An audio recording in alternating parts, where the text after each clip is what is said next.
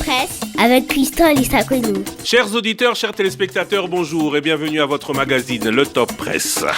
Loi électorale, le Sénat décide que ce sera 1% au niveau de la circonscription. Accord politique, l'opposition l'accuse ou les accuse de l'appliquer, celui du 31 décembre, ou de les appliquer en règle générale uniquement selon le bon vouloir du chef. PPRD, Parti du peuple pour la reconstruction et la démocratie et avenir de l'AMP, majorité présidentielle. 11 ans déjà. Quid de cet avenir? Avec quel candidat?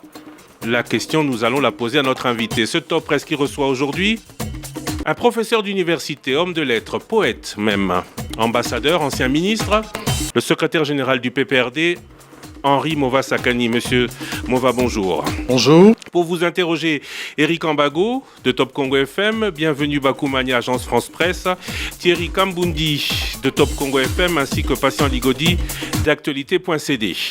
On commence par la loi électorale, seuil de 1%, même au PPRD, beaucoup n'en voulaient pas. Le président du Sénat, Léon Kengo Atondo, appelle à un large consensus, mais vous présentez et vous soutenez un projet de loi qui n'avait même pas de consensus au sein de votre propre parti? Non, malheureusement, les chiffres vous contredisent parce que les retombées des votations au niveau de la Chambre basse ont démontré le contraire. C'est pratiquement l'unanimité. Il y avait un travail de pédagogie qu'il fallait faire, d'où le caractère houleux des débats avant.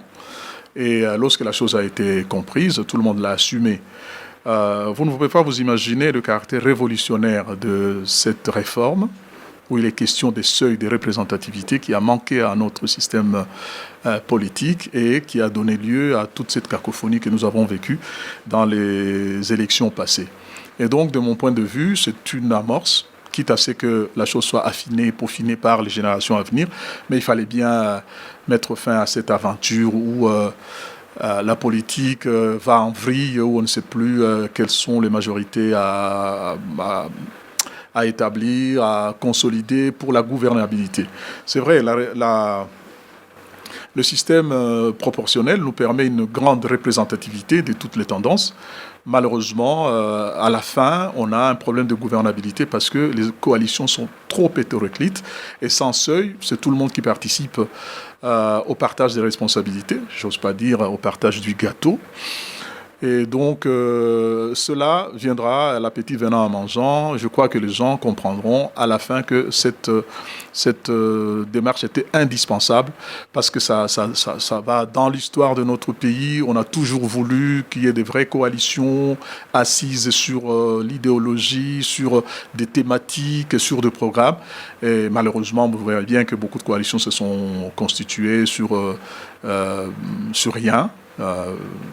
Et à 703 partis dans un pays, le record mondial, je crois qu'il est temps quand même qu'on commence petit à petit à mettre fin à cette aventure. Vous parlez d'un seuil que tout le monde aurait accepté, mais ce seuil, à l'Assemblée nationale, beaucoup en discutent, l'opposition est toujours contre. Est-ce que se baser sur le seul vote suffit en termes d'opinion? Je parle des députés quand on dit qu'on a dû forcer la main de certains ou même graisser la patte d'autres. Non, je ne comprends pas ce langage-là. Vous me le traduirez peut-être en français facile. Bon, moi, je reprends les choses telles que je les ai vécues. On introduit dans l'avant-projet de loi une proposition qui va dans le sens de coaguler les forces politiques dans le sens centripède. C'est-à-dire qu'on se coalise de plus en plus, qu'on se met ensemble pour pouvoir faire de la politique sur des bases claires et nettes.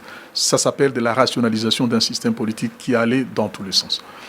Et donc, au premier moment, les politiques sont dans une compétition, ils calculent leurs intérêts, s'ils sont garantis dans la nouvelle démarche, et puis s'ils comprennent, ils y vont.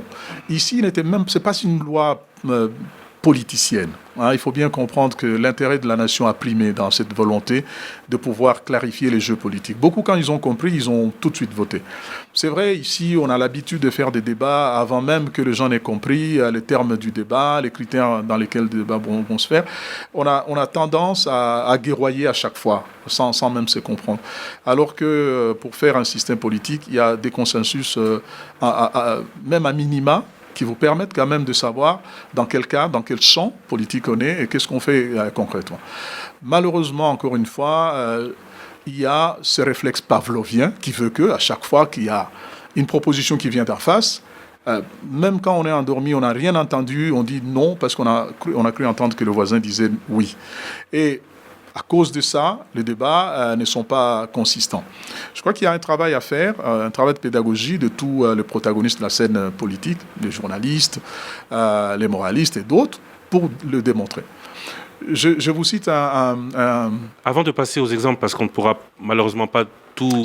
C'est pas un exemple, mais la conclusion d'un travail demandé par Konrad Adenauer, la conclusion des professeurs d'université il y a quelques années, 2013 plus exactement, on suggérait de rationaliser la scène politique congolaise et même d'organiser des mises à mort des partis qui n'atteignaient pas un certain seuil. Donc il s'agit bien d'une mise à mort de partis. Carrément, le faire disparaître. Ceux qui ont peur ou ceux qui voient dans cette loi une manœuvre ont raison.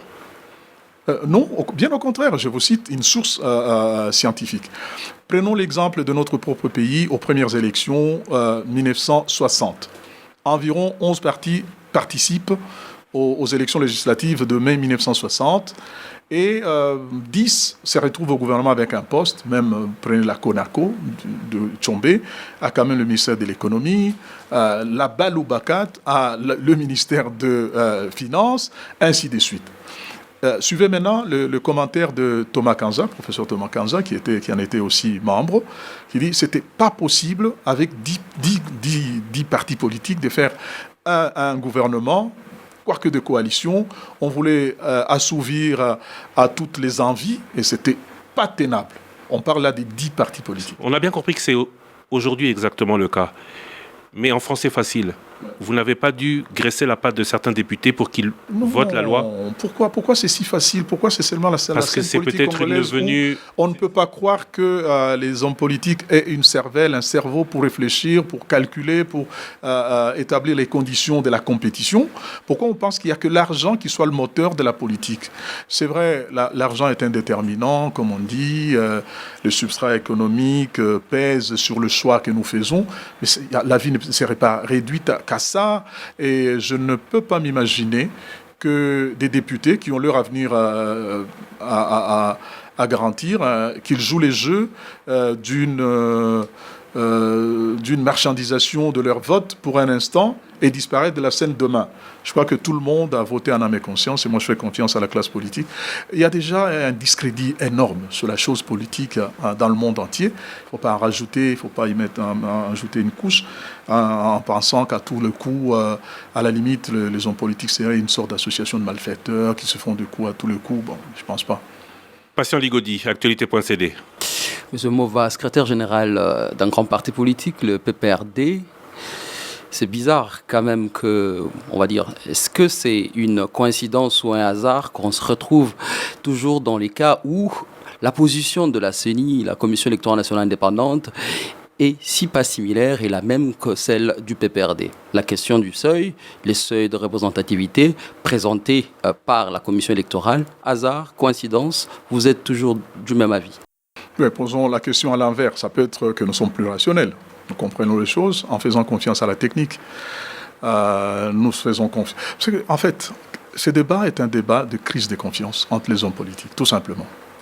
Ça passe par toutes les propositions, machine à voter, seuil, accord de ceci, accord de cela, manque de confiance. Et vous allez le constater dans tout le déroulé historique de notre histoire politique en RDC. La tendance est de toujours douter de ce que l'autre dit. C'est même devenu facile parce qu'on sait que par ces réflexes pavloviens, il suffit de dire non pour que l'autre dise oui. Ah ben, si je veux qu'il dise non, je n'ai qu'à dire oui. Ça devient trop facile d'ailleurs, je suppose. Mais c'est aussi trop facile que d'être toujours d'accord avec ce que propose la CENI. Non, bien au contraire. Il faut beaucoup de réflexion pour savoir où est-ce qu'on va. D'abord, je ne sais pas, vous avez fait des statistiques pour savoir que toute proposition de la CENI a rencontré la nôtre. Je ne pense pas que ce soit vrai, d'autant plus que la CENI dont vous parlez est à formation plurielle. Donc, les acteurs de la CENI sont d'émanations diversifiées et même dès l'opposition. Donc, il n'est pas, à moins que vous parliez encore des corruptions, comme c'est facile. D'ailleurs, vous avez constaté que quand les débats s'écorcent, la tendance est de dire « Ah oui, ils sont corrompus et donc ils ne réfléchissent pas par eux-mêmes ». Il suffit que quelqu'un ne soit pas d'accord avec vous, tout de suite, il s'est fait corrompre, il ne pense pas par lui-même. C'est trop facile ça. On peut tenter un bond qualitatif dans les débats en RDC au niveau de la politique. Donc moi, je suppose que nous prenons peut-être un peu plus de temps, nous sommes peut-être mieux organisés. Cela va sans dire. Et donc, vous pouvez imaginer que chaque semaine, nous avons des débats scientifiques sur la question politique en RDC. Donc, nous sommes un réceptacle plus accueillant de ces débats-là que ceux qui se voient tous les 6 mois et qui sont surpris qu'il y a un débat. Et les seuils, pourquoi maintenant? Pourquoi pas hier? Parce qu'on l'avait déjà suggéré hier, figurez-vous. On était allé même jusqu'à la tentative d'instauration des apparentements. Pourquoi les seuils d'abord? Parce que j'ai l'impression qu'on n'a pas discuté de cette question ontologique, le quoi. On discute de comment, de combien, sans dire c'est quoi le seuil. Beaucoup de gens croient que le seuil fait disparaître la représentation proportionnelle. Non, les seuils veulent tout simplement dire que ceux qui vont participer à la dévolution des sièges au niveau des assemblées doivent avoir acquis un certain nombre de voix sur l'ensemble du territoire national pour répondre à une exigence constitutionnelle qui fait des partis politiques de structure à caractère national. Si vous n'existez que dans un coin, en quoi les discussions sur la douane à Kasumbalé, ça vous est des Bikoro, vous intéresseraient? Et donc, on veut inciter les hommes politiques à reconnaître l'évidence selon laquelle l'aventure politique est une aventure collective. La question, pourquoi maintenant? Pourquoi seulement maintenant? J'ai dit, on l'a suggéré déjà. Les fameux votes qui avaient échoué au Parlement sur les apparentements, les seuils à l'époque déjà, on en était à 5% à l'époque. Et on va décrescendo, parce qu'il y en a qui avaient avoué que c'était une surprise, c'est très gros, on n'était pas habitué à ça. On est surpris que une telle révolution arrive. Et il y en a même qui avaient dit, peut-être à la prochaine législature, les mentalités seront préparées à recevoir ça.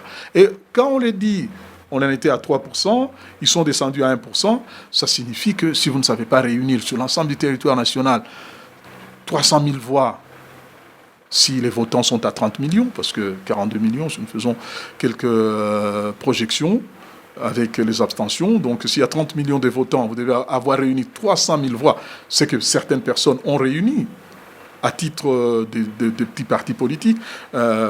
Et donc c'est étonnant même que les gens en aient peur. En fait, ils trichent avec la loi. La loi oblige que vous ayez une dimension nationale dans la composition des créateurs du parti, des fondateurs, mais aussi dans l'évolution, les débats que vous avez, et ainsi de suite. Et on leur demande que ça se passe même au niveau des regroupements, mais les gens ont peur de le faire, pensant disparaître parce que l'aventure a été telle que beaucoup de gens, se présentent en individuel et se présentent en indépendant, au point qu'on a une tendance à avoir 500 indépendants. À ce moment-là, sur quelle base de programme politique vous dirigez le peuple? Quelle promesse vous faites au peuple? Quelle promesse en étant indépendant dans un coin? Il faut que ce soit des formations politiques plus larges, basées sur les idéologies. Il n'y a pas 36 idéologies pour pouvoir diriger la RDC. Et donc, obligatoirement, il faut que les gens apprennent à se coaliser. Et ça se passe. 1960, 11 partis. 5 ans après, on est à peu près à 4 coalitions, au point que l'ancienne CONACAT, devenue CONACO, par rassemblement, à 122 députés pour un total de 167. C'est pour dire que cette tendance centripède a toujours été une évolution normale de notre scène politique. Mais comme les intérêts individuels parfois priment, les gens ont tendance à la fragmentation et donc à privilégier les forces centrifuges. Thierry Kamboudi, Top Congo FM. Professeur Mova, je vous entends aujourd'hui brandir l'intérêt national pour justifier cette loi. Toujours. Pas toujours. Parce Moi, que en tout cas, je vais moi, vous ramener toujours. justement à un contexte où vous n'évoquiez que l'intérêt du PPRD. Vous êtes sans ignorer que depuis le mois dernier, des enregistrements sont sortis d'une réunion qui était censée, en tout cas, rester secrète du PPRD, au cours de laquelle vous avez évoqué cette loi. Je vais vous évoquer les phrases que vous avez sorties ce jour-là. Il y va de notre survie. Et, nous défendrons jusqu'au bout cette loi. C'est quelque chose qui nous permet d'être plus à l'aise dans le partage du gâteau. Ce sont vos phrases à vous. Et j'ai l'impression justement que ça contraste un peu avec ce que vous dites ici et que réellement ce projet de loi semble être sorti des laboratoires du PPRD. Ah, merci de penser que c'est... Heureusement, vous avouez que ce n'est qu'une impression. Moi, je veux parler de la réalité et non pas de l'impression. L'intérêt national, c'est la gouvernabilité de ce pays. Ce pays qui est post-conflit a besoin d'un exécutif fort. Le régime des assemblées a fragilisé beaucoup de pays, la 4e République française, Israël et l'Italie. Et tous ces pays sont sortis de cet imbroglio en rationalisant le système de votation, le système de gouvernabilité, en faisant des grandes coalitions basées sur les idéologies. Ça, c'est l'intérêt de la nation. Quand je le dis à mes camarades, c'est dans le sens de les pousser à... Il faut convaincre. Je vais chercher les arguments partout pour essayer de convaincre ce qui les mettrait à l'aise pour que... Parce que j'ai beau dire l'aventure politique est une aventure collective, mais les gens calculent parfois par rapport à eux-mêmes pour tenter de rempiler. Je leur dis, vous êtes beaucoup plus à l'aise avec une scène plus clarifiée, où vous savez les règles du jeu établies. On est combien sur la scène? Je vais vous parler des 10 partis politiques. 1960, c'était déjà catastrophique. Souvenez-vous, le président Mobutu, un jour à Kinkole, s'étonnant que les services de renseignement lui aient présenté la liste des partis politiques. On lui disait 160, il était au bord des larmes. Mais voici qu'aujourd'hui, on est à 700, vous pensez bien, 703 partis. Vous voulez qu'on fasse un exercice? Si à Tchangou, où il y a 13 sièges, tous les 703 partis se décident à se présenter à la Tchangou, il faudra multiplier 703 par 13. Vous avez à peu près, je ne sais pas, 1900 photos, 11 000, 10 000, ok, 10 000. photos à lire pour que vous fassiez un bulletin de vote dans une circonscription. Revenons sur l'intérêt national. Non, ça c'est très important. L'intérêt national. Revenons sur l'intérêt national. Vous ne l'avez jamais évoqué dans ces enregistrements. Si vous êtes dispendieux jamais. Et que vous faites de la gabegie financière dans le financement des élections, vous ne défendez pas l'intérêt national. Ce bulletin de vote à 53 pages, c'est de l'argent jeté par la fenêtre. Vous avez beau être universitaire, si on vous dit de retrouver votre candidat dans ce fatras-là, il vous faudra énormément de minutes. Ah, c'est maintenant que le parti au pouvoir veut rationaliser la gestion de l'argent. Toujours. Lui qui a été accusé durant ces 2 mandats, justement, des dépenses exagérées, des dépenses inutiles, c'est maintenant que vous voulez, nous parlons à l'occasion de ces élections, justement. Pour l'État, pour la nation, vous parlez parti politique. Vous voyez que moi, je suis dans l'intérêt national. Mais je vous ramène au dans PPRD. L'intérêt partisan. Non. Je vous ramène au PPRD. Vous m'avez élevé au niveau des responsabilités d'État. C'est vous qui vous êtes élevé au niveau de l'État. Mais dans vos enregistrements, vous n'avez parlé que du PPRD. Non, bien au contraire. Le partage du gâteau n'avait rien à voir avec la nation. C'était le PPRD. S'il vous plaît, je parle à des partisans pour l'intérêt national. Je vous dis, des élections à 1,3 milliard pour un pays dont le budget ne dépasse pas 10 millions, ça ne s'est jamais vu nulle part. L'accord global que les gens ont tendance à citer revient là-dessus en intimant au gouvernement à constituer d'explorer les voies et moyens de réduire très sensiblement les coûts.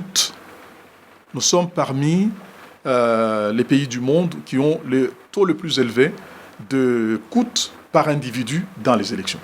Et nous cherchons à savoir pourquoi. Vous savez, s'il y a 1 million de votants à Tchangou, il faut faire 1 million de ça. Vous savez, aujourd'hui, la fois passée, il a fallu 44 000 tonnes de papier comme ça pour le bulletin de vote. Et comme on ne le fabrique pas ici, il faut le faire venir de l'extérieur. Il faut donc établir un pont aérien Et comme nous avons la magie de nous rendre la tâche difficile, nous avons décidé de faire toutes les élections en un seul jour. Ça, c'est une initiative du PPRD, attention. Non. C'est la majorité présidentielle qui a demandé que les 3 élections aient lieu le même jour. Non, je n'en suis pas à celles qui vont avoir lieu. J'explique le passé. On choisit d'abord de le faire pendant la saison de pluie. C'est déjà très difficile de tourner. Et puis, en 2006, il a fallu 100 avions pour faire les rotations. La MONUSCO n'en possède plus que 2. Il y avait cet appui-là pour en arriver à ces résultats. Je risque de revenir à ce qu'a dit Patient tout à l'heure. Vous vous montrez plus rationnel aujourd'hui qu'hier. Non. Il vaut mieux se tromper avant et corriger. C'est ça, la vie. C'est une évolution par essai et erreur. Si vous vous êtes trompé une fois, ne persévérez pas dans l'erreur. Revenons sur le forcing. Dernière question. Je vais vous expliquer parce que j'ai été acteur dans cette professeur, histoire. on n'a toujours pas le temps. Je vous explique juste un petit moment. S'il vous plaît, à l'époque, l'intérêt national était à la consolidation de la paix. Ainsi, il a été voté un certain nombre de démarches qui constituaient des approches plus politiciennes pour pouvoir remettre tout le monde dans les giron national. Malheureusement... Revenons sur la question de Christian Lusakoueno sur le forcing que vous aurez fait, parce que c'était évoqué justement dans ces mêmes enregistrements pour que la loi passe à l'Assemblée nationale. Vous semblez dédouaner les députés comme si il n'y a jamais eu de tentative de les corrompre pour faire voter une loi, alors qu'un sénateur l'a dit clairement, justement, à la plénière, qu'on leur a proposé de l'argent pour ça. J'espère que vous m'avez convié à un débat sérieux. On ne va quand même pas ramener les ragots de la rue ici. J'estime que pour le Sénat, ce n'est pas la rue, professeur. Non. Vous avez cité un sénateur après. Vous avez dit le forcing, comme si vous n'avez jamais... Mais moi, je vous dis, sa parole contre la mienne. Je vous dis, il n'y a pas eu. Et lorsqu'on Minakou le dit dans votre réunion, ce n'est pas la rue. Lorsqu'on Minakou parle du forcing aux députés, il dit que même si nous essayons de les encadrer, allusion faite à l'argent, ce n'est pas la rue non plus. C'est votre interprétation. Qui vous parle d'argent? Le français a changé de... Je sais. Nous sommes dans la dénotation, c'est-à-dire ce que signifient les mots. Vous êtes dans la connotation, ce que vous pensez de ce mot-là. Encadrer les députés, chez nous, signifie établir ce que nous appelons les ateliers législatifs. C'est-à-dire, chaque loi, avant qu'elle n'aille, depuis que moi je suis là, nous la discutons en amont pour que nous ne fassions pas des dissensions en public. Et donc, les membres du gouvernement la comprennent, les membres du Parlement la comprennent. Nos militants de base expriment ce qui se raconte dans la rue. Et nous faisons de ça un moule qui permet de faire en sorte que notre loi soit encadrée. Si vous avez entendu argent, alors, pardon, il faudra changer d'avis. Bienvenue Bakoumania, Agence France Presse. Professeur Henri Mova, pourquoi est-ce que le PPRD s'est prévaut-il de ses propres turpitudes? La mosaïque PPRD, c'est quand même une invention sortie de vos laboratoires. Comment est-ce qu'aujourd'hui vous fustigez le fait qu'il y ait 700 partis alors que vous avez contribué vous-même à multiplier le nombre de partis politiques? Non, il y a une compréhension qui est au-delà de la réalité. Vous savez, le MLC Lumumba a 34 élus en 1960 et arrive à 41 parce qu'il a des apparentés. Dans une représentation, dans une élection à scrutin proportionnel, vous devez être à même d'avoir les partis les plus proches. En France, il y a les systèmes d'apparentement où vous pourriez vous présenter différemment, mais vous rassemblez vos voix juste après lors des dépouillements, lors des décomptes. Donc il y a plusieurs mécanismes qui vous permettent d'avoir déjà un socle sur lequel vous négocierez les prochaines coalitions. C'est ce que le PPRD a dit. Nous avons quand même peut-être une prétention, mais je crois savoir que nous avons le parti qui a le plus des cadres politiques, et donc qui ont un certain poids électoral dans leur fief. Si vous le présentez à 2 sur une liste, vous les écrasez. Parce que dans ce genre de choses, ce n'est pas toujours le plus fort qui gagne.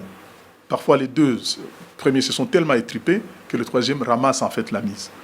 Alors, suite à ça, on a élaboré une stratégie, une tactique politique, parce que la stratégie était beaucoup plus globale, pour voir dans quelle mesure ceux de nôtres qui n'étaient pas à l'aise sur des listes données, puissent se présenter soit en indépendant, soit pour avoir les chances d'engranger quitte à se rassembler. Ça va dans le même sens. Vous savez combien de partis sont apparentés, même, allez, prenons le Front National français.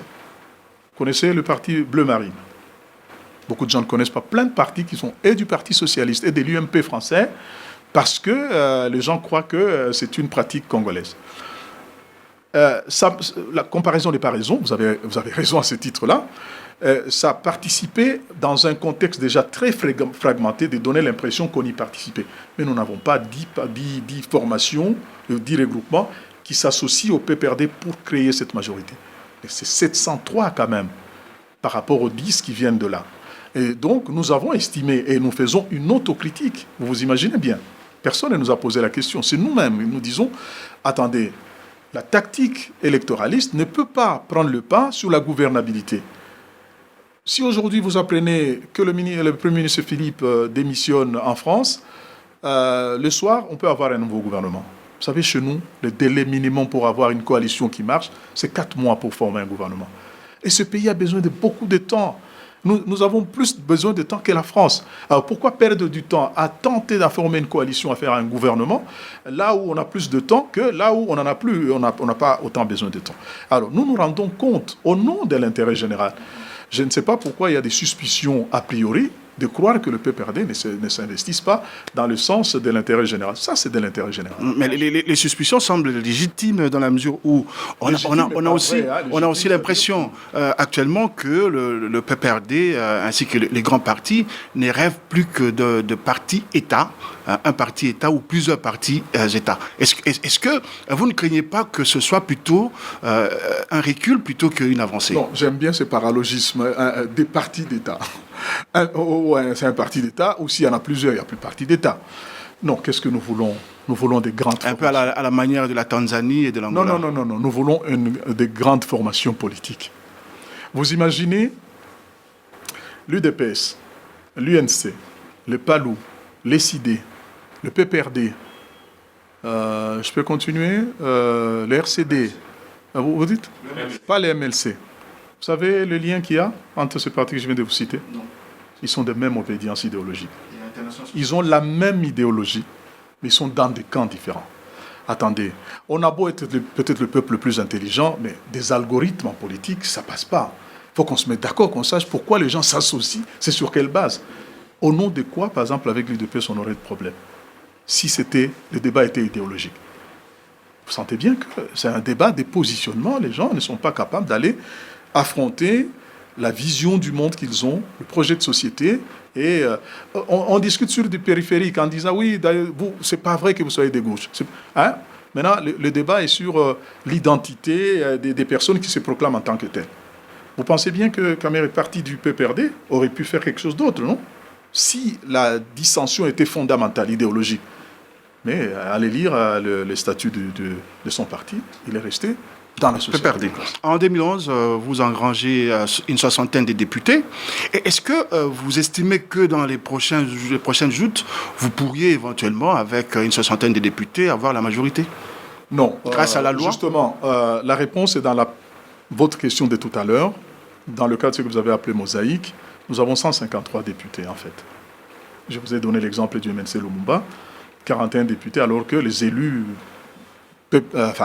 MLC type, c'est pur, c'est 34. Et donc, nous avons 153 députés du PPRD. Voilà. C'est sur cette base-là que des discussions devraient avoir lieu. Et nous voulons qu'en face, il y ait aussi un grand bloc qui discute et l'alternance se passe entre... vous savez, partout où il y a la proportionnelle, on met un seuil. Pourquoi?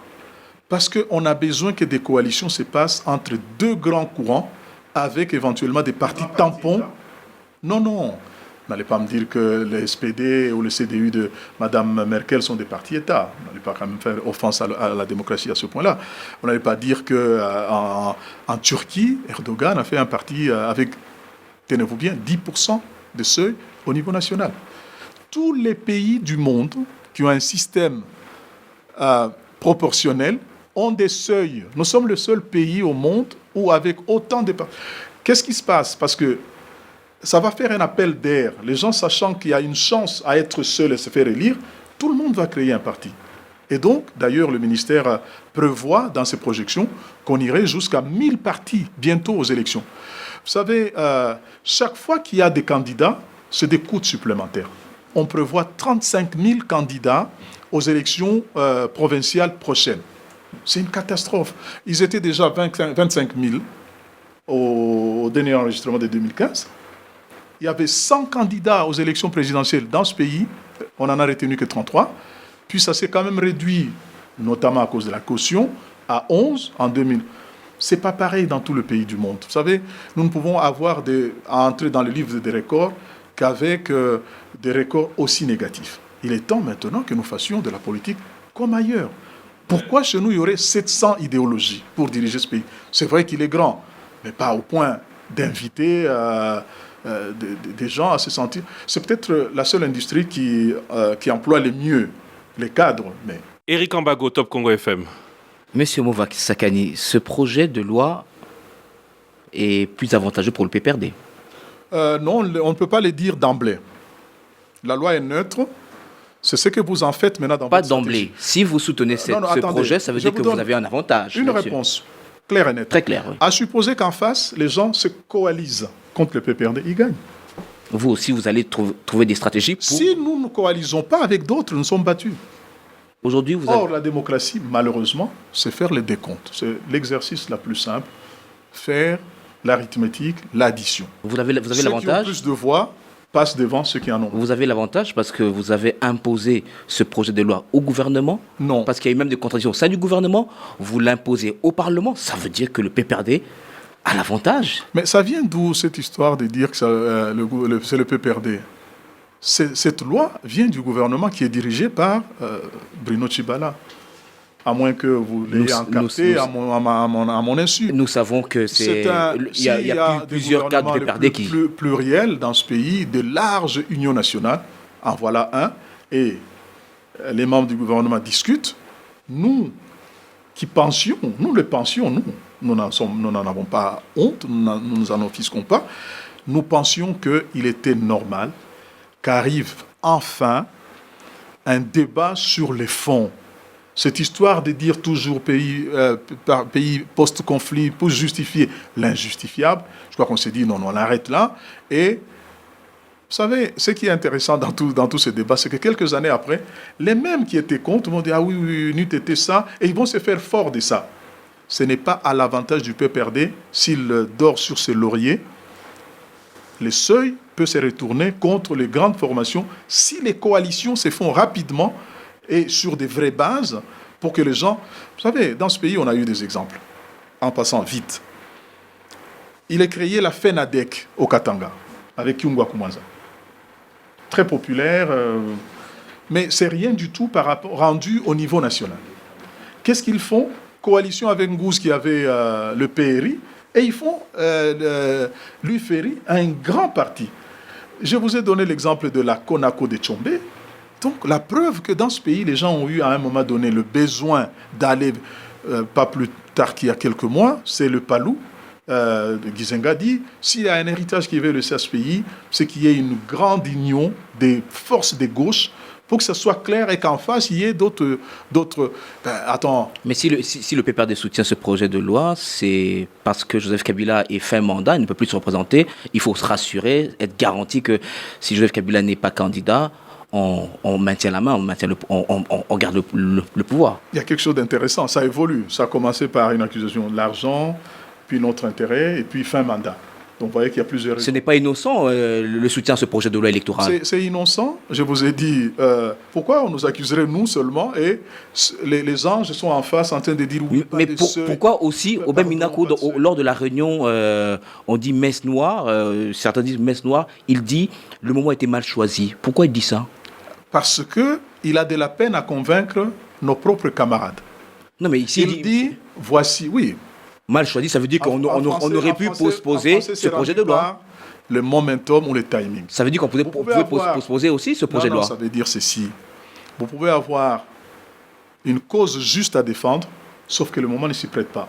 Vous n'allez quand même pas demander une créance pendant que quelqu'un est endeuillé. Vous voyez la dichotomie entre la juste cause et le timing. C'est-à-dire le moment semble, la preuve, vous voyez les discussions ici, c'est que le moment vous paraît suspect.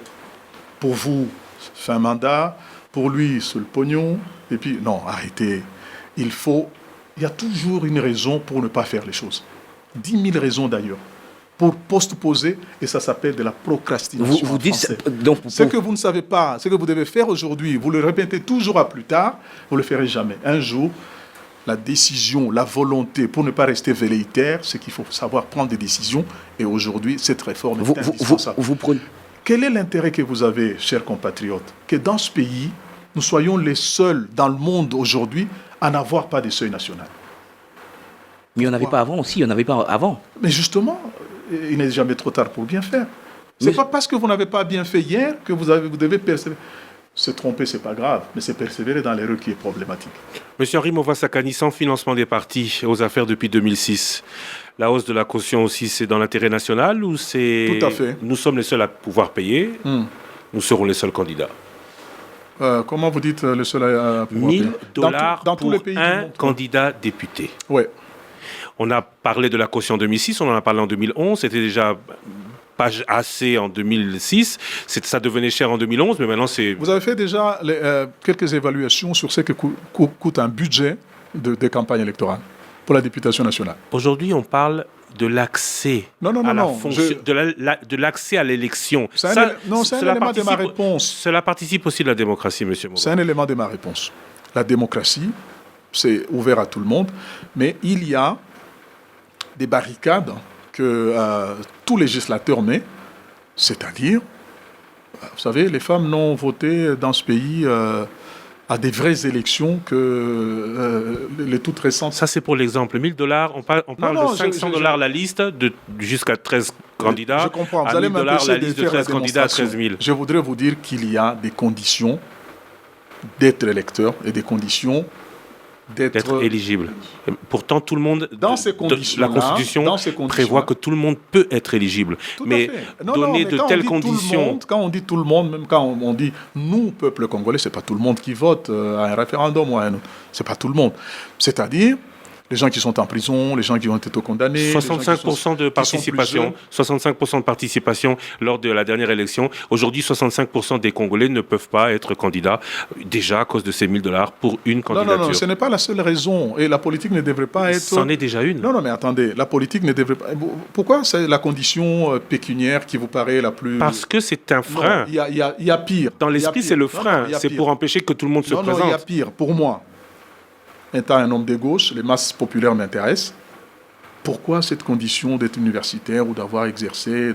Pourquoi ces débats se passent en français? Pourquoi les lois sont votées en français? Pensez que les 80% des Congolais parlent français? Donc c'est élitiste, dans une certaine mesure. Je ne défends pas ça. Vous, l'homme de gauche, vous renforcez l'élitisme dans l'accès. Non. D'abord, je ne suis pas législateur. Vous m'avez posé la question, j'y réponds. Et donc, le gouvernement n'a même pas proposé $1,000, vous le savez. C'était moins que ça. Les députés en ont décidé ainsi. Quand une loi est votée, vous l'assumez. D'accord, vous n'êtes pas législateur. Parce que je ne peux pas faire une liste de courses, comme au supermarché, je fais un panachage. Dans cette loi, j'ai choisi ce qui m'intéresse et je laisse tomber, je l'assume. Vous n'êtes pas législateur, mais on peut acter aujourd'hui que même si cette loi passe, vous n'étiez pas d'accord avec les $1,000. En tant qu'individu. Non, c'est une question claire. Non, c'est une question que je pose à Henri Mova. Le temps de discuter avec les députés pourquoi ils arrivent à ce montant-là. Mais vous n'étiez pas d'accord. N'en faisons pas. Il y a une fixation inutile sur cette caution parce que dans tous les pays du monde, il y a des conditions, notamment financières, pour pouvoir accéder à un titre de diriger les autres. Vous vous imaginez? Ceux qui seront élus passent devant nous pour nous diriger. S'ils ne sont même pas... Vous savez, les élections les plus coûteuses se passent aux États-Unis. Vous avez vu la fameuse collecte de fonds d'Obama sur Facebook et tout, à plus d'1 milliard $. C'est-à-dire, quelqu'un qui va nous diriger doit être capable de nous convaincre. Et la première capacité de conviction doit passer par la capacité à réunir des gens. Un président, ça se fabrique. Un député, ça se fabrique à travers des gens qui se coalisent financièrement pour pouvoir vous soutenir. Si vous ne savez même pas convaincre des gens qui réunissent $1,000 pour vous, pour être candidat, alors arrêtez. Demain, vous comptez sur... ce seuil, sur ces cautions, pour avoir une nouvelle majorité? Non, on a déjà une majorité, ça se passe bien, ça fait 10 ans que ça dure. Non, je parle de la prochaine législature, vous m'avez bien compris. Bien sûr, mais avoir une base, une rampe de lancement pour avoir une majorité encore plus consolidée, c'est tant mieux. nous montrons l'exemple qu'il est possible de rester ensemble pendant longtemps. C'est pas, la scène politique congolaise n'en a pas beaucoup fourni d'illustrations. Et donc nous en sommes plus ou moins fiers. Nous sommes de plus en plus convaincus que les têtes couronnées de la majorité vont continuer. Il n'y a aucune raison que ça se passe autrement. Nous avons quelques cousinages idéologiques assez établis et nous avons des nouveaux venus qui s'associent à l'aventure en commun. Et donc, il me semble que l'avenir soit beaucoup plus radieux. Ça ne veut pas dire qu'il manquera nécessairement des soubresauts. La scène politique n'est pas un long fleuve tranquille. Il y a 2 moments où on connaît des hauts, des bas, des discussions. La preuve, vos fameux enregistrements vous en ont offert à satiété. On a vu que dans notre parti, on discute. Et on discute durement entre nous. Ça ne se passe pas par décret divin. Ça se discute d'abord. Et l'argument le meilleur s'impose. C'est celui-là que nous présentons au public une fois que la discussion est terminée. Voilà. Patient Ligodi, actualité.cd. Henri Movasakani, secrétaire général du PPRD, vous serez candidat à la présidence étant donné que Kabila ne sera pas candidat? Non. Il est très malvenu que l'on perde du temps à discuter d'une question qui ne se pose pas. D'abord en termes de temps. Cette question se pose même dans l'opinion. Elle ne se pose pas pour des vrais acteurs qui savent que c'est un marathon et ce n'est pas un 100 mètres plat.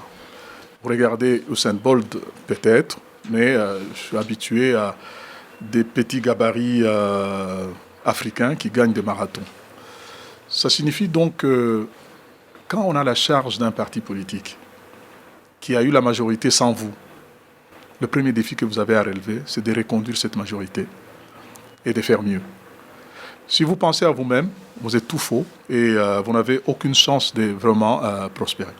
D'autant que l'instance qui décide de ces questions-là, ce n'est pas question d'envie, ce n'est pas question d'affect, on n'est pas dans les sentimentales, on est dans un calcul politique. Le PPRD est assez organisé. Au sein du Congrès, il se dégagera une opinion majoritaire qui déterminera qui est notre prochain champion si jamais les choses se passaient que la volonté populaire soit autre que de permettre à l'évolution politique de se tenir tel que le peuple en décidera. On a beau inscrire dans du marbre des textes, mais la volonté populaire est la loi suprême. La volonté populaire, la loi suprême, la question du dauphinat se pose également. Vous êtes dauphin? Non, ça me fait beaucoup rire. Un dauphin, c'est en principe le 2e dans une course. Pourquoi aller chercher dans un concours de Miss? Et pour ne parler que de cet espace animal marine, pourquoi ne pas parler des cachalots, de baleines, des requins, de crocodiles et tout? Pourquoi seulement le dauphin? C'est un animal formidable, il est intelligent, mais je ne pense pas que ce soit le vrai débat. Le vrai dauphinat, il n'est jamais défini tel que les gens le pensent. Il n'y a pas, c'est pas dans une monarchie où on sait dans l'ordre des successions tel prince succédera et dans la lignée, ainsi de suite. La politique est un domaine très dynamique et selon les intérêts de ce parti, les différents camarades réunis en congrès décideront de qui ils placent devant eux pour pouvoir conduire ces régimes qui a commencé dans la lutte armée et qui a continué dans la démocratisation de ce pays et dans la reconstruction. Nous avons une mission. Nous ne sommes pas que parti du peuple. Nous avons une mission de reconstruction et de consolidation de la démocratie. Dernière question, ça sera au sujet du PPRD. On voit de plus en plus de jeunes avec de bérets rouges, on voit des gens faire de pompes. Qu'est-ce qui se prépare au sein du PPRD avec toute cette démonstration? Ah, mais j'aurais voulu voir cette question avec des gens qui portent des mounières. J'ai vu personne poser cette question. On veut faire différent. On est d'une tradition révolutionnaire. Avec des pompes. On n'est pas nécessairement des Black Panthers. Mais vous verrez bien que tous les partis amis à nous, de la ligne de front, notamment les partis africains, que ce soit Chama Chama Pinduzi, SWAPO, ZANU-PF, ANC, on a la tradition de béret. Et donc, c'est la couleur rouge.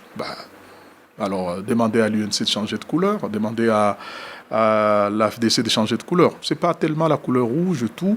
On était habitué à nous voir tête nue, ce qui n'était pas une mauvaise chose. Cette fois-ci, des jeunes gens, c'est d'abord une dynamique jeune, estiment qu'ils ont un signe distinctif et ils le montrent, c'est tant mieux.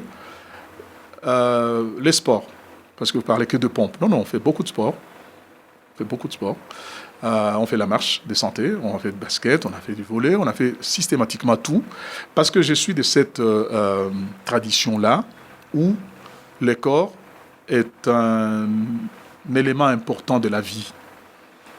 Cet esprit sain doit siéger dans un corps sain. Et j'ai la conviction d'amener les gens. D'ailleurs, j'ai une aventure sportive dans les jours qui viennent. Je ne vais pas en parler maintenant. Vous comprendrez de quoi je parle. Il est temps maintenant d'avoir des pratiques qui consolident la santé. Est-ce que ce n'est pas une milice que le PPRD prépare? Bon, je fais l'addition. Béret rouge, pompe, égale milice. C'est une question. Ça ne fait pas très cohérent. Non, c'est pas vrai. Pourquoi les jeunes du PPRD seraient les seuls à être... Attention, ça frise parfois, pas seulement la caricature, mais l'insulte. Dans la mesure où cette population est à majorité jeune. Si vous voulez être un parti des masses, donc votre vivier naturel sera le cadre juvénile. Donc les jeunes sont très importants, au point que dans tous les partis qui se respectent, il y a une structure spécialisée qui encadre les jeunes parce qu'ils ont d'autres demandes, ils ont d'autres démarches, ils ont d'autres capacités, une autre façon de cerner la chose politique. Puis vient la structure qui concerne les femmes. Et donc, si au PPRD, ça a une certaine visibilité, que ça ne fasse pas trop peur. Approcher ces jeunes gens-là, c'est des avocats, c'est des médecins, c'est des infirmiers, c'est des œuvrés, c'est des gens qui n'ont pas d'emploi, mais qui ont une conviction que ce régime qui a amené la démocratie au point d'en faire une expérience sur 2 mandats. Jamais ce pays n'a pu aligner 2 mandatures démocratiques. Jamais un président n'a été élu au suffrage universel dans ce pays. Jamais un président n'a été réélu en remettant en cause son mandat. Jamais dans ce pays on a eu une opposition qui... Vous parlez des dauphinats? Justement, les dauphins constitutionnels et de l'opposition dans ce pays. Aucun autre pays en Afrique ne peut admettre cela. Et donc nous pensons que l'aventure du PPRD est une aventure... révolutionnaire. Le temps est venu de permettre que le plus de monde possible y participe. C'est tant mieux pour nous, qu'on soit un peu plus nombreux que d'autres. C'est en cela qu'on est une majorité. Thierry Kambundi, Top Congo FM. Monsieur Mova, vous ne voulez pas parler de celui qui sera le candidat du PPRD ou... parce que je ne le connais pas. Parce que vous avez peur parce que vous avez peur d'en parler avec votre autorité morale. Qu'est-ce que vous en savez? Mais parce que la question devait déjà faire l'objet de vos discussions, parce que les élections étaient censées être organisées en décembre 2016. Le 23 décembre, il y aura un événement sportif, les Classicos. Vous connaissez la composition des deux équipes? Nous parlons politique ici. Le Classico, c'est le football espagnol, ça n'a strictement rien à voir. La comparaison est une méthode d'explication. Je vous dis, il y a des domaines qui relèvent de la stratégie, qui ne permettent pas que les informations vous concernant soient connues en face. Vous voulez me parler de la composition des équipes du Classico? Si c'est sur ce terrain-là, je suis très à l'aise. Oui, vous êtes très à l'aise, mais vous ne connaissez pas qui joue où à ce moment-là. On ne peut pas indiquer la personne que vous faites monter sur le ring bien avant, surtout dans une compétition. Par rapport à quoi? Par rapport au fait que ça relève de votre stratégie. Vous savez, j'ai provoqué, à l'époque j'étais ministre de l'Information, à la RTNC, j'ai suggéré d'avoir des débats surprises. Les gens ne se connaissent pas. Ils se découvrent sur le plateau. Parce que j'évitais que les gens puissent s'empoigner sur leur personne que sur les idées. Même pour... si votre candidat est connu, les gens vont chercher ses failles bien avant. Kabila, c'était connu que Kabila c'était votre candidat en 2011. Il était déjà aux affaires. Justement. Non, mais c'était connu que c'était votre candidat en 2016. Non, justement. On lui a cherché des pouces sur les cheveux. Non, aujourd'hui, la chose... Ça l'a empêché de passer. Vous me permettez de répondre? Oui, direct, oui. Ok. je vais Votre répondre. candidat, pourquoi vous le cachez jusqu'aujourd'hui? C'est l'opinion qui demande. J'ai fait une émission Parce où le que peuple les s'exprime ca- souvent. parce que- Ça revient régulièrement. Parce que Pourquoi le vous n'en parlez pas? candidat aux élections présidentielles américaines du Parti démocrate n'est pas connu. Nous sommes en vous République va démocratique du Congo. On va à une autre Oui. question. On va Nous sommes en République parce démocratique que du Congo. le prochain candidat aux élections présidentielles en Afrique du Sud n'est pas connu. Pourquoi? Parce qu'il y a une procédure pour arriver à déterminer un candidat. Vous n'allez pas, parce que vous êtes secrétaire général, d'autorité décréter que c'est un tel qui devient candidat. J'ai dit ici, C'est- M. non, je vous Mova, dis, que c'est les une- élections devaient avoir lieu en décembre 2016. Oui. Mais 3 ou 4 mois avant cette date, on ne connaissait toujours pas le successeur de Kabila. Non, mais parce que vous pensiez, vous, Jusqu'aujourd'hui. qu'il allait y Et avoir même des au sein de élections. la majorité, on ne veut pas en parler. J'ai l'impression que les gens sont étouffés, les gens ont peur de se dire candidat ou de se prononcer sur la question Nous sommes parce qu'ils ne justement- veulent pas tomber en disgrâce. Nous sommes justement des structures organisées. Contrairement au brouhaha auquel on est habitué d'entendre des candidatures proliférer à longueur des prédications, chacun entend de voix comme Jeanne d'Arc, les esprits lui parlent, c'est toi, cette fois-ci Dieu m'a dit et tout. Nous en sommes à des On parlait du PPRD. Non, nous en sommes à des procédures rationnelles. Et voilà la procédure, comment elle se passe. Ceux qui ont des ambitions les diront à leurs camarades au cours de la structure fondamentale du parti qui s'appelle le Congrès. Et c'est ce congrès-là qui vous fera connaître le nom du prochain candidat aux élections présidentielles pour le compte du PPRD. Et nous irons maintenant en négociation avec nos collègues de la majorité pour voir qui présente les meilleures chances de succès. Nous ne sommes pas comme les gens de l'opposition. Nous sommes au pouvoir, c'est une responsabilité. On ne va pas jouer comme ça avec de telles responsabilités à l'emporte-pièce que chacun se détermine. Celui qui a pris un verre de plus, il dit non. Nous sommes très organisés et chaque chose a son temps. Prenez Bienvenue. patience, ça ne vous tuera pas. Un jour, vous finirez par savoir qui sera le champion du PPRD. Bienvenue Bakoumani, Agence France Presse. La Constitution interdit à M. Kabila de se représenter. Est-ce que le PPRD survivra sans l'appareil de l'État? Vous êtes trop affirmatif. Heureusement que c'est sur base de la Constitution. La Constitution dit 2 mandats. C'est fini. Oui, c'est ce que reprend l'accord global. Enfin, c'est pas l'accord global. Moi, je suis dans la L'accord de Constitution. la Saint-Sylvestre. La Constitution le dit. Non, parce qu'ils l'ont dit. Ils ont même reproduit la phrase du président au Congrès, dans son discours à la nation. Ce qu'un peuple fait, il peut le défaire. Qu'est-ce que vous pouvez? Vous allez faire une marche tout seul si le peuple congolais à 80 millions en décide autrement. Moi, tant que ce peuple... Le peuple a décidé le 18 février 2006 Ok, c'est ce qui qu'après sera. 2 mandats, Ok, c'est ça. et dans le calendrier, il n'est Ouais. pas prévu de référendum. Non, mais ce mot vient de vous. Moi, je ne parle pas de référendum, mais je sais au moins une chose, c'est qu'un peuple reste souverain. Il a même le droit de se tromper. Il a le droit de se dédire. Le droit de refaire ce qu'il a fait la veille.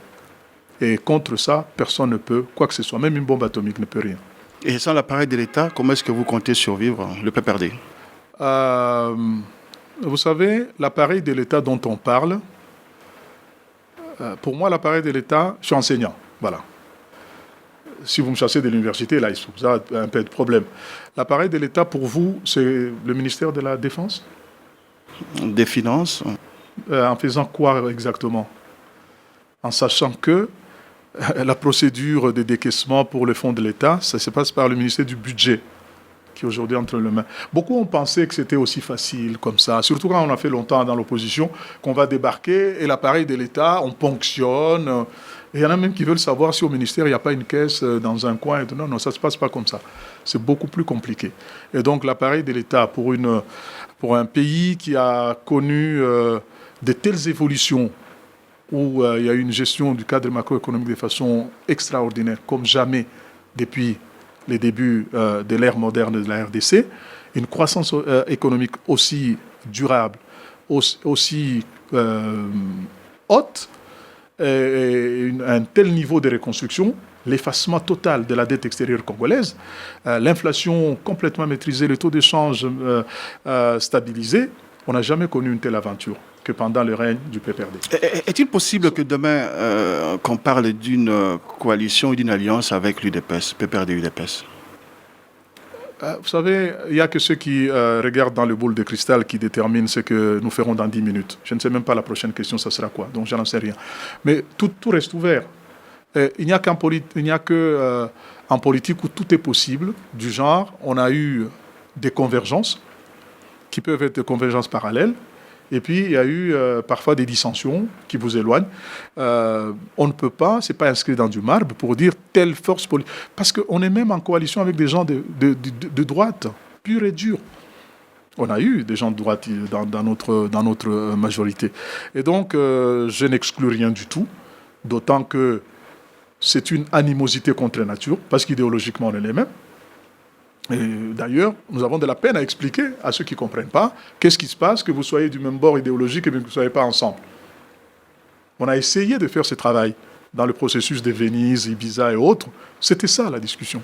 On a essayé de faire en sorte que les choses puissent évoluer, qu'il y ait des rapprochements sur des vraies matières, thématiques ou idéologiques. Finalement, le départ du G7 a fait capoter cette aventure parce que c'était d'ailleurs la tendance un peu de droite qui a fait exploser ça. C'est vrai qu'aujourd'hui, beaucoup d'acteurs n'assumeraient pas ce qui était en train de se faire.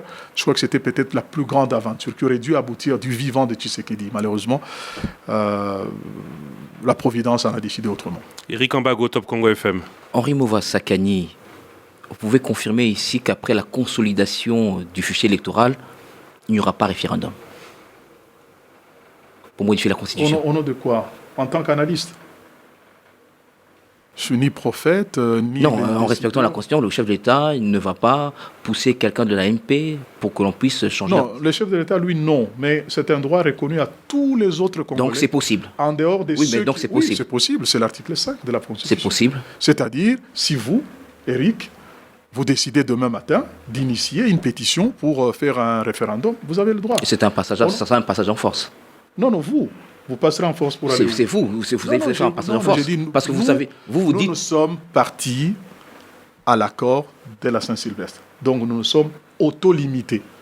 Ceux qui ont signé, mais vous pouvez motiver vos partisans pour introduire une pétition. Il y a 80 cerveaux en train de réfléchir sur les mêmes questions.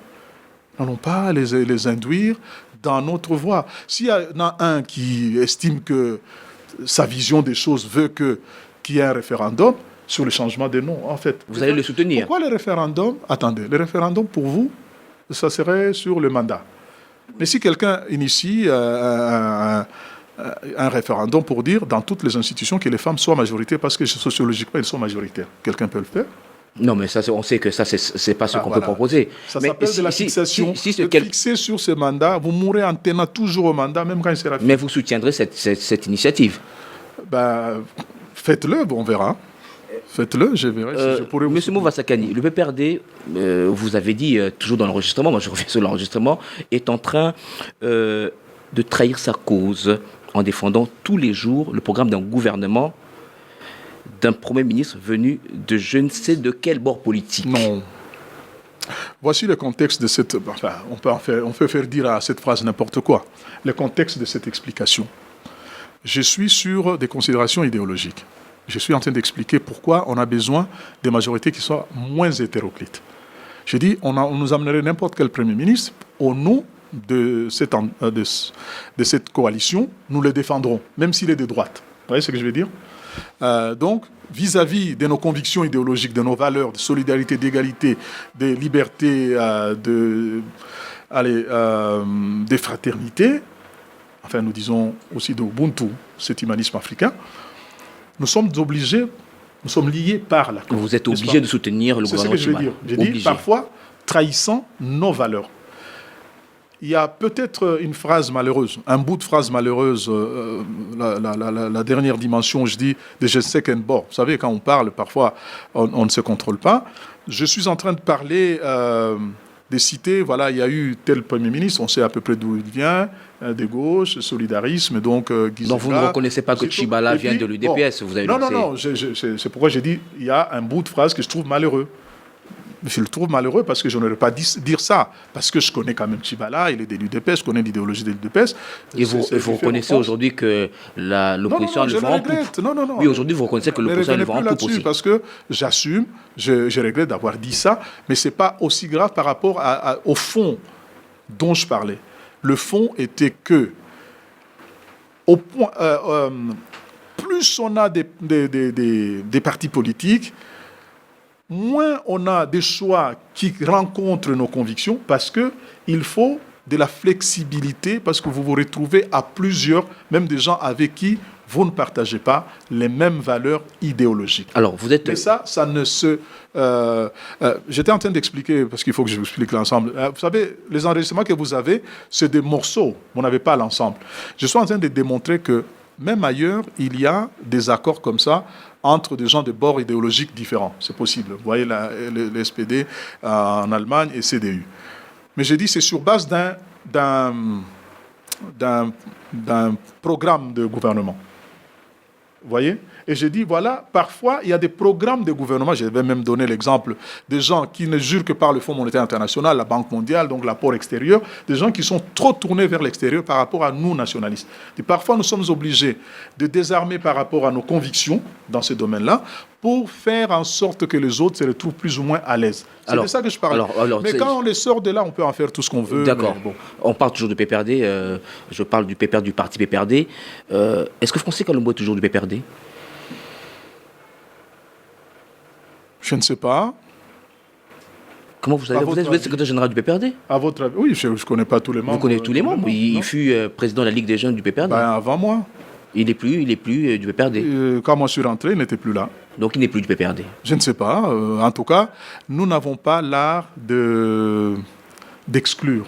Vous avez bien regardé, hein, le PPRD. Donc il est membre du PPRD. On n'exclut pas. Il s'est auto-exclu. Non.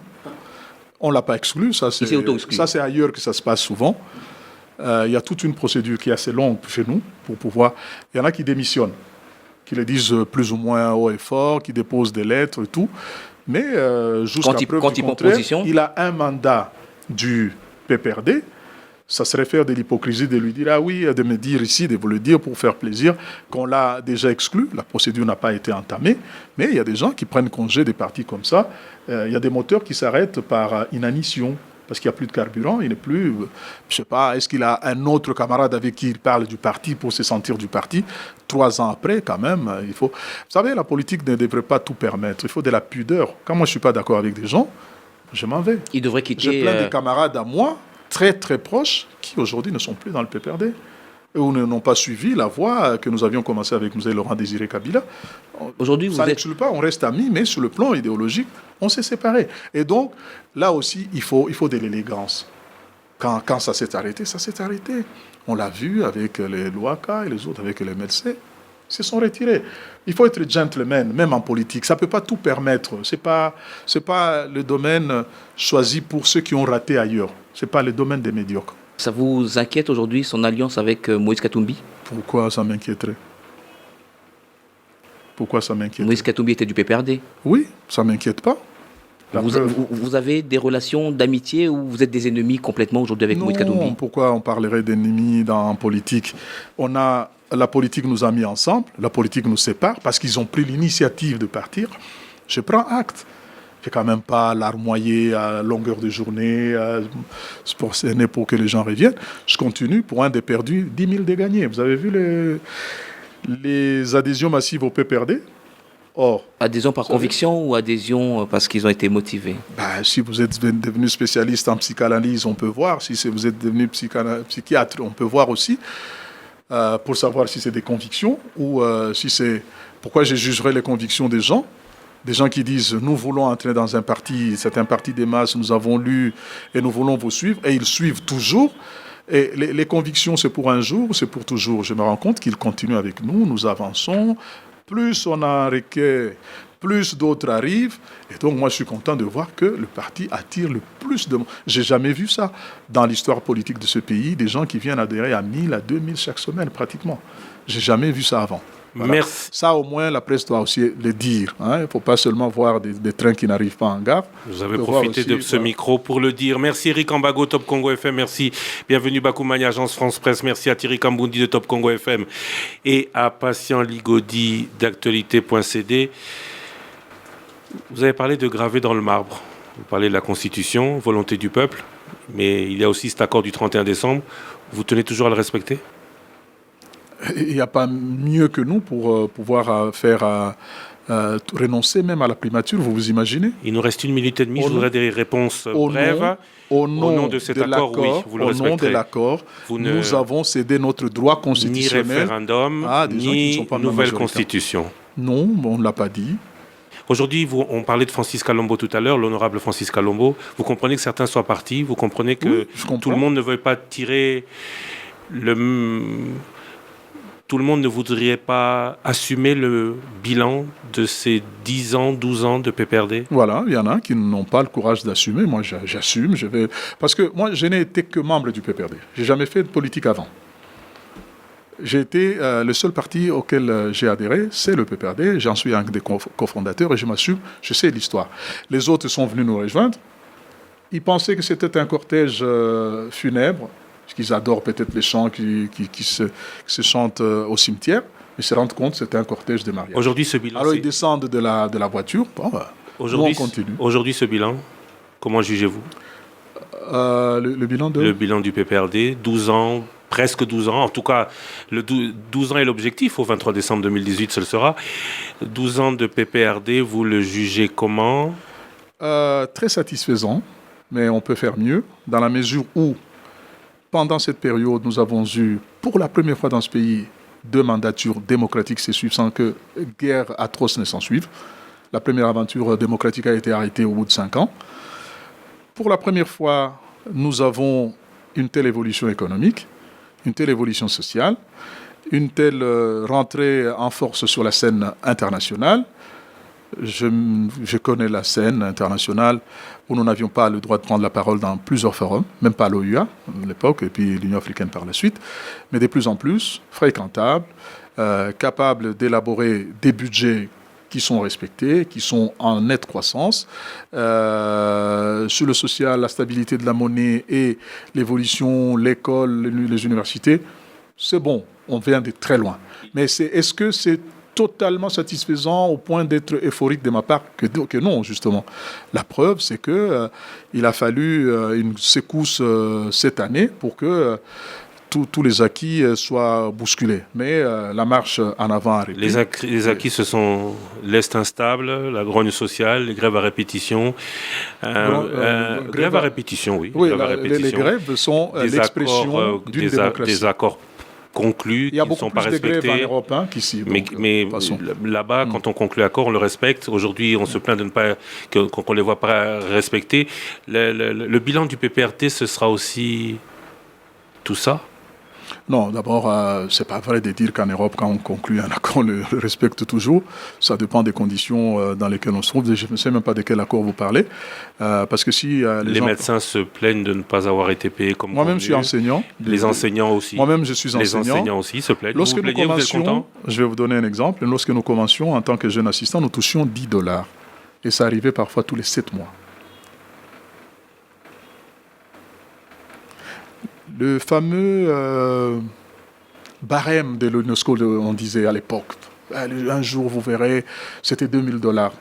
Et dans ce pays, le seul gouvernement à l'avoir payé, c'est celui de Joseph Kabila, aux enseignants.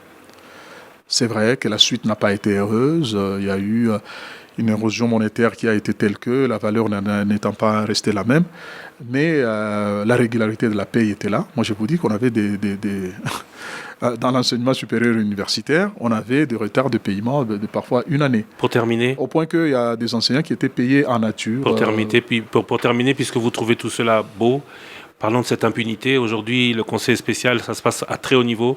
Le conseil spécial du président en matière de corruption fait arrêter certains hauts fonctionnaires indélicats. Le secrétaire général adjoint de l'AMP, membre du PPRD, soutient cette non, indélicatesse Non, de manière officielle, on rappelle les allant jusqu'à dire que le conseil spécial n'a pas le droit de faire arrêter Non, ces c'est hauts une question de fonctionnaires. procédure judiciaire. Vous ne pouvez pas vous faire justice à vous-même. Il y a une manière de administrer la justice dans ce pays. Le conseil spécial a une charge, une mission, mais qui n'est pas une mission judiciaire. Le pénal relève de la spécialisation du corps judiciaire qui peut recueillir les accusations, les dénonciations, ainsi de suite. Et donc, rappeler ces prescrits de la loi, n'est pas faire l'affaire des corrupteurs, ou des corrompus. Moi, je crois qu'on fait un cafouille. On aime trop le spectaculaire. Mais aujourd'hui, on veut bien... Parce que vous savez, il y a une conception, un constructivisme dans beaucoup de mentalités, où ceux qui apparaissent comme le plus grand soient quand même aussi inquiétés. Ça équilibre, ça nous compense lorsque nous sommes en carence. Moi, je crois que c'est pas ça. On ne peut pas faire de la justice pour l'exemple. La justice veut que la personne accusée soit considérée comme innocente jusqu'à ce que celui à qui la loi a donné l'autorité de décider qu'un tel est coupable le dise. Avant ça, il n'y a aucun coupable. On peut vous accuser de tout ce qu'on veut. On peut vous traiter de balance ton port, mais tant que ce n'est pas prouvé qu'un juge l'a dit, vous êtes innocent. Merci beaucoup, Monsieur Henri Mova, d'avoir accepté notre invitation. Merci à vous, chers téléspectateurs et auditeurs, de nous avoir suivis. Merci à Mika Loussala ainsi qu'à Didier Binsika qui ont réalisé la version vidéo de cette émission. Prochain rendez-vous l'année prochaine. Nous serons en 2018, l'année de tous les enjeux. Merci de nous recevoir en rediffusion ce dimanche soir à 19h30 et ce soir en diffusion de télévision à 20h sur Kin 24. À très bientôt. Et meilleurs vœux pour la nouvelle année. Top Presse avec Christophe Lissakonou.